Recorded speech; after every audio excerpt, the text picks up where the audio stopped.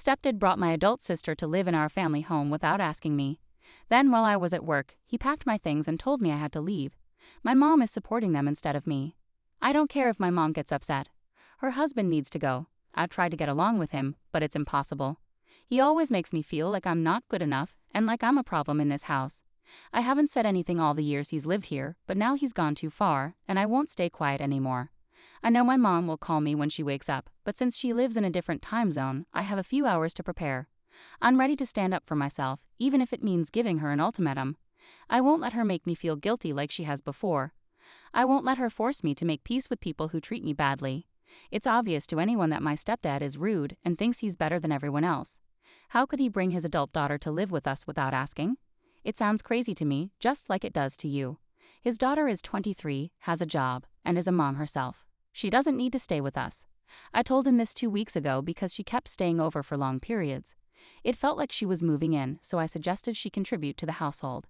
He said he needed to spend time with her and accused me of being jealous.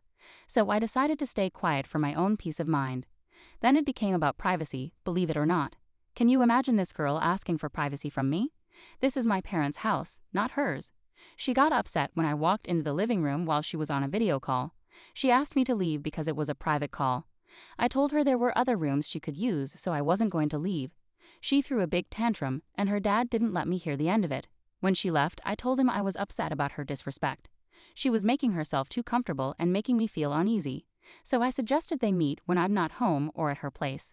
He got mad, raised his voice, and called me ungrateful. He said my behavior was because of my daddy issues and lack of attention. I was shocked he brought up my father. So I did what his daughter did to me. I told my mom what he said. But asking her to take my side was too much, I guess. She told me I misunderstood him and we should both apologize. I refused to say sorry to him, so I've been avoiding him for a week. When my mom gets back, I plan to say they either leave or I do. This is my dad's house and where I grew up. But now things have to change because he did something unbelievable. I came home to find my stuff packed outside with a note from my stepdad. He said I gave him no choice with my attitude. He wouldn't pick between his daughter and me, so I had to leave. It's sad how our relationship changed so fast. At first, when he married my mom, he was great. He tried hard to be a dad to me. We were close and I could talk to him about anything. But then his daughter came to visit. She just moved here and started spending more time with her dad.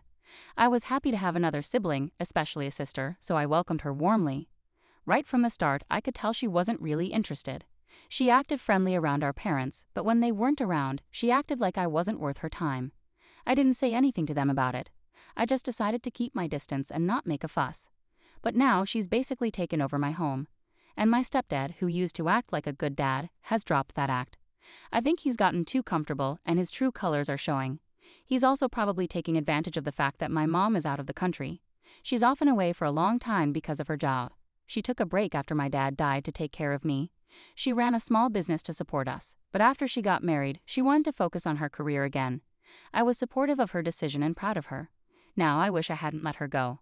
It seems like my stepdad has started treating me poorly because my mom isn't around.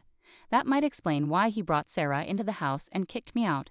In the note, he said I could only come back if I apologized to Sarah. If not, I'd have to find my own place. He said he couldn't live with someone who disturbed the peace and lacked manners. Manners? He's the one acting like a spoiled brat with no manners, but I'll show him manners. I'm not sure what to do next, but I won't let him kick me out of my own house.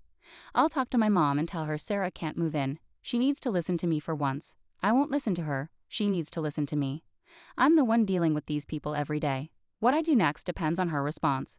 I'd rather solve this peacefully than have more problems as a family. Do you think I'm overreacting? Maybe it's just jealousy.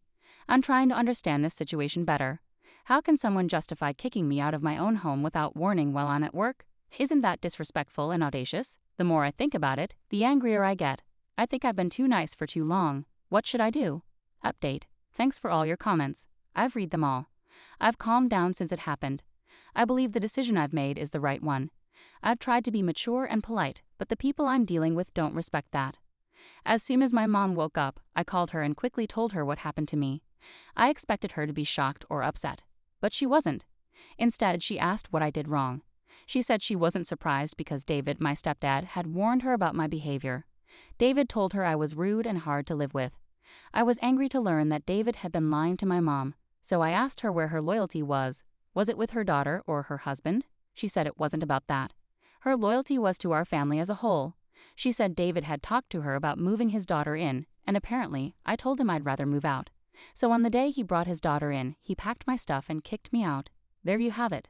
David and my mom planned to kick me out and replace me with his daughter. I told my mom I was really disappointed in her decision. I also accused her of loving her new family more than me. It was clear she wanted to forget about me and focus on her new family with my stepdad and his daughter. Even though she denied it, I didn't believe her. I told her she had 24 hours to leave our family home before I kicked them out myself. And if they left, they couldn't come back. Only my mom would be welcome back. She got upset and tried to blame me for everything. She said I was changing and becoming ungrateful, and she even accused me of having a drug problem. Can you believe that? She thought I was using drugs and acting strange because of them. It was almost funny. David's plan had worked. He had convinced my mom to kick me out and be on his side. He was acting like the typical step-parent. I hung up on my mom and got ready for work, but I couldn't focus at all without music. Every time I didn't have music on, I kept thinking about our conversation. I started shaking, and before I knew it, I was having a panic attack. I hadn't had one since my dad's memorial service. It was really tough for me to accept that he was gone, and I kept dreaming about him. Then at the service I saw someone who looked like him, but it wasn't him. Now these two, my stepdad and mom, wanted to take away the last thing I had of him, but I wasn't going to let that happen. That house wasn't theirs, it was my dad's. Update. Can you believe my stepdad didn't know the house was in my name? His face was priceless when I kicked him and his daughter out. It felt amazing to get rid of them. They showed their true colors, and I acted accordingly.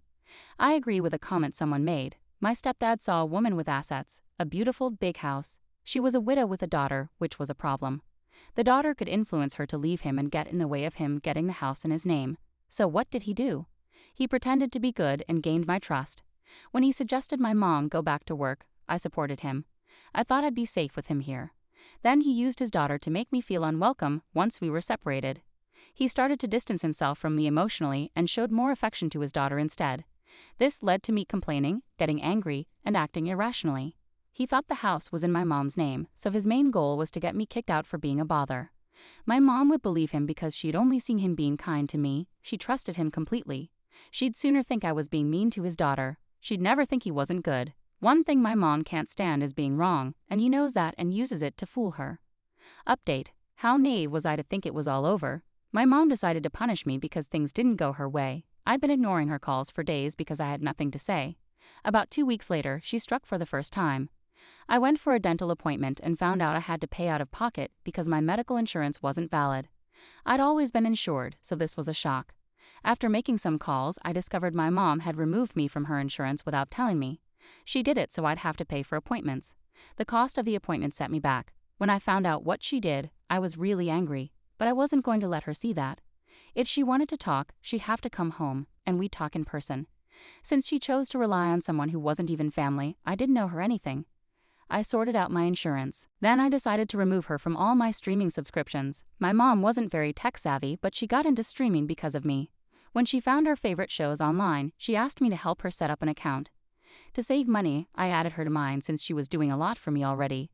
Our relationship was pretty symbiotic, which is why our breakup is so messy. I know it sounds strange to call my fights with my mom a breakup, but it feels that way because we've always relied on each other. That is, until she let a man come between us. After that, it was really hard for me to trust her. When my mom found out her streaming platforms weren't working, she emailed me. Her email was pretty passive-aggressive and formal. This time, I responded and told her I canceled her services because she wasn't paying my bills. If I had to pay for my medical bills, then she had to pay for her subscription services. I could imagine how upset and angry she must have been. She wanted to play games. Well, I could be petty too. I learned from the best, her. By the time she tried to cut ties with me, I'd already removed myself from anything linking us. Sure, she'd been helping me out financially in some areas because she didn't want me to leave home, but now it was clear she was kicking me out. I knew my biggest challenge was still to come because she was coming back home in a month. I knew she'd fight hard for the house, but I was ready. I wouldn't back down, no matter what she tried. It's heartbreaking how my stepdad has driven a wedge between us. I miss my dad more than ever now. He was always the peacemaker when things got tough. He knew how to solve conflicts and make everyone happy. I'm sure he wouldn't want us to be fighting like this. But my mom made her choice, and it's shattered my heart. I'm her child. How could she do this? Update. Writing this hurts. For once, my mom's wrong, and I'm right. I wish it were the other way around. Now my mom's lying in the hospital after having a heart attack. I hope they catch David and make him pay for this. I always had a feeling he couldn't be trusted, but I never knew his heart was so cold. My mom took a long time to trust another man after my dad passed, so why did he have to break her heart like this? It's been about 2 months since my mom came back from overseas. When she returned, we fought over the house, but I ended up keeping it. She tried to take me to court, but the judge ruled in my favor. So she moved out and got an apartment with David. We didn't talk during those 2 months. At first, I felt like I'd won because I had the house to myself. But after a while, I started feeling really sad. I missed my mom a lot. I'd never been away from her for so long, and it was really hard. But I let my pride get in the way, and I didn't reach out to her. I wish I had. Maybe she would have opened up to me. Maybe I would have seen the signs that this man was taking over everything she had. By the time we talked, he had drained all of her bank accounts and had already left the apartment. When she returned, she found he'd taken all his important things and left her a note. He thanked her for the money and said she should have trusted me. He also admitted his daughter wasn't really his daughter, she was his partner. It was too much for my mom. She couldn't eat, talk, or leave the house. Someone at her job noticed she'd been absent, so they called me to ask about her. I said I wasn't in touch with her and that she'd stopped talking to me. Then I got a call from the hospital saying she collapsed. She'd had a heart attack while out shopping. When I went to her apartment and looked through her things, I found the letter he left her. That monster gained her trust and then took everything she'd worked for, including her trust.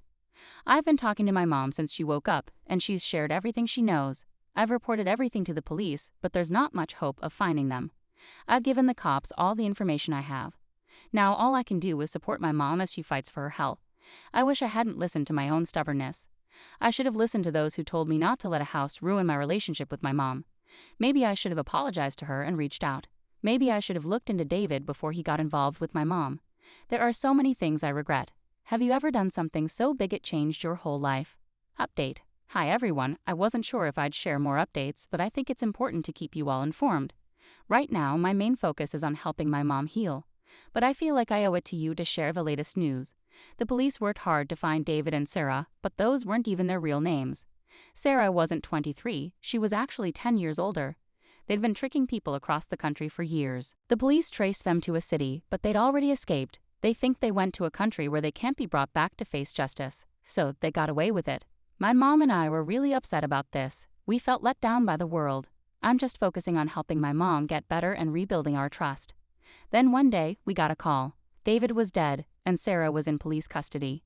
She said he was killed in a deal gone bad. Someone called the cops, and she was taken in as a witness. Her fingerprints matched her real name, and they linked her to many cases of fraud and stealing money. The cops realized she was the Sarah they'd been looking for. They think David bled to death for a while before he died. Sarah panicked and didn't call for help, so she tried to save him, but it was too late. Someone saw what happened and called the cops. When they arrived, she was too shocked to do anything but go with them. I think I'm going to visit her soon. I want to see if she feels sorry for what she did. If I don't see that, she'll regret it. Firstly, I want to thank all of you for the support during this tough time. It's been hard getting my mom back to health. This isn't her first heart attack. It scared me and I felt like I might lose her. I regret every petty thing I've done. My mom also feels sorry. She regrets siding with David. She promised to be more careful with strangers from now on. It's been about a day since Sarah was sentenced. She got life in prison because of her serious crimes. It seems she's been doing this for years. When asked why they came back to the country, it was because of an ex of David's who left him a lot of money. He had scammed her in a romance scheme. She forgot to take him out of her will, so he took the chance because he was greedy. Even though Sarah tried to stop him, when he went to see the lawyer, the woman's sons ambushed him and killed him. It's like they say, if you live by the sword, you die by the sword. He had it coming. I'm relieved he can't hurt anyone else. Where he is now, he'll have to face the consequences for what he did. Just because he's not in jail doesn't mean he's escaped punishment. As for Sarah, she'll spend the rest of her life in jail. She'll never breathe free air again, and she got what she deserved. I'm satisfied with that. I told my mom about my posts, and she wanted me to share some advice for parents. She said things like this happen more often than you'd think. Parents should always make sure their kids are taken care of before they remarry. Luckily, my dad had put my name on the house's deeds, so we didn't lose it to them. She also said to be careful who you let into your home because they might not be who you think they are. I agree with her. We've all learned that lesson. We got lucky, but I feel sorry for those who aren't as fortunate.